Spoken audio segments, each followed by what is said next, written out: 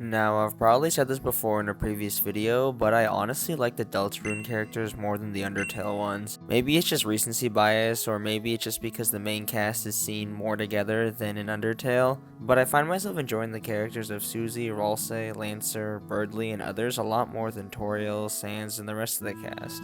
Except for Papyrus, he's great.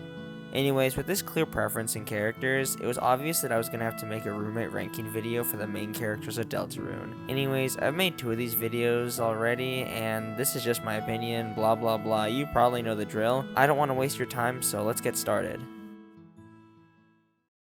I can do anything!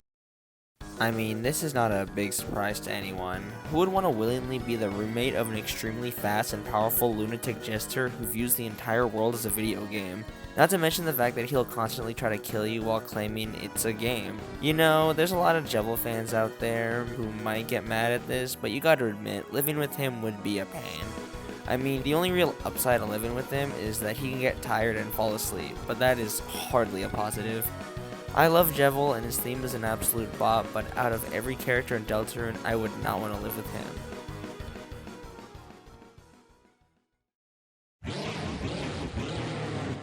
Oh, this is a good idea, living with a guy whose entire personality is hating me.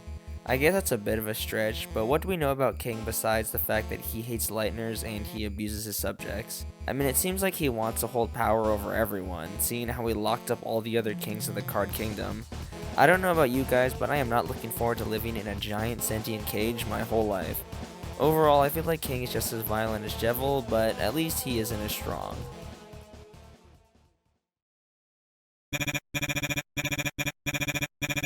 Spamton is definitely the most average roommate on this list. His short size makes the space he takes up very small, and due to his experience living in the garbage, he could probably sleep on anything.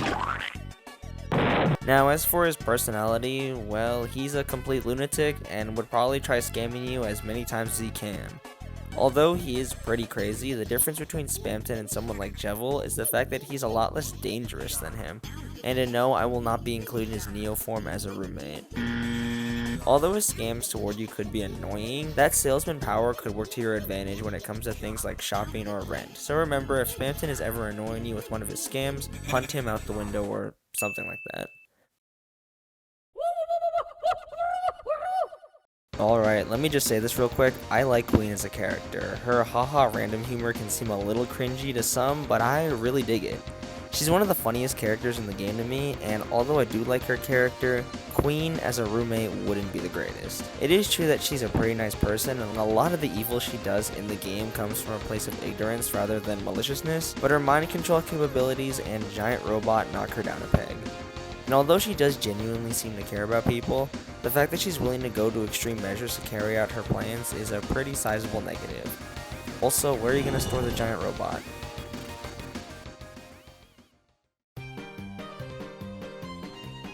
So you know how I said before that Spamton was the most average roommate? Well, I was wrong. Rules is definitely the most average roommate you could possibly have, because although he is pretty egotistical and absolutely terrible at making puzzles, he's not really too terrible of a person. His negatives are a lot less severe than the others on this list, and his only real big negative is his bad habit of switching to the winning side, so you know when rent is due, he'll be running for the hills until it's paid. Now, it is pretty annoying, but living with a freeloader is a lot better than living with someone who wants me dead. Now, Lancer is a good kid with a good heart. Despite his role as a bad guy, he's genuinely looking for friends and is willing to go along with stuff if it means spending time with people. Now, although I do love Lancer and would love to hang out with him, he wouldn't be much help when it comes to maintaining the apartment. I'm sure you can make him clean the place, but when it comes to finances and other decisions, he's proven in game he's not exactly the brightest character. Not to mention he doesn't have the best sense of direction, so if he goes out, put a tracker on him. Overall, a good pick if you feel responsible enough to look after a child. I baked you a pie. Chris was honestly a difficult character to rank, as a majority of their personality is dictated by the player, but there are a few snippets that show their real personality. For one, Chris is a bit of a prankster, and that's honestly not a negative. Well, to me anyway. Dumb fun is something I can tolerate. Chris is also a pretty big introvert, which is also, yet again, not a negative. Honestly, Chris is this high because they have practically zero negatives. Actually, now that I think about it, they do have one, and it's the fact that they ate an entire pie. Like, come on. How can one person scarf down an entire pie? Oh well, I mean, besides not saving food for others, Chris is a pretty good roommate. Oh yeah, and they're also a gamer, which is a pretty big win. Happy feet. One more combo. That ain't Falco. That ain't Falco. Oh. Birdley, despite being a bit of a jerk, is actually a pretty solid roommate. Despite his personality not really jiving with a lot of people, he's a hard worker and always seems to try his hardest at stuff. Despite his superiority complex, he'll definitely be a big help when it comes to rent and other decisions. And also, he's a gamer. That's pretty awesome. The only issue besides his ego is his gamer rage. I will not enjoy trying to sleep while Birdley gets mad at whatever game he's playing, but overall, he's a pretty solid pick.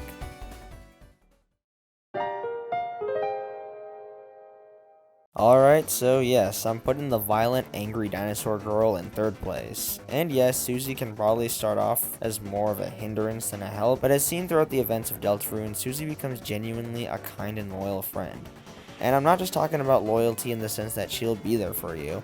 I'm talking about how she'll be willing to square up against a giant robot if it means helping you. Out of the three main Fun Gang members, she is definitely my favorite. And despite her initial rough edges, I feel like she'd be a good roommate. You just might have to do a majority of the finances though. She is not that well educated.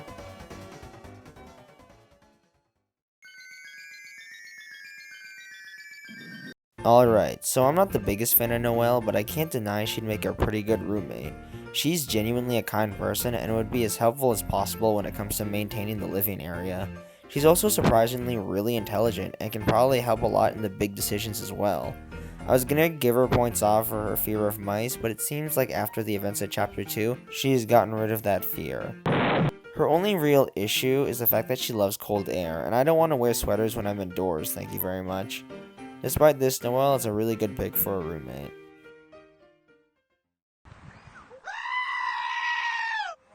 Man, these goat characters always make for great roommates. There is no doubt that Rouse would make a spectacular roommate.